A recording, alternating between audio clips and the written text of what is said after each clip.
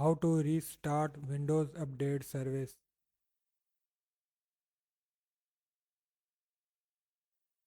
Click Windows search bar and type run. Double click the run.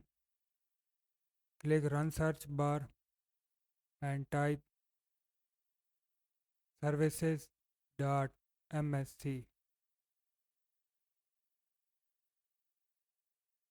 Click OK.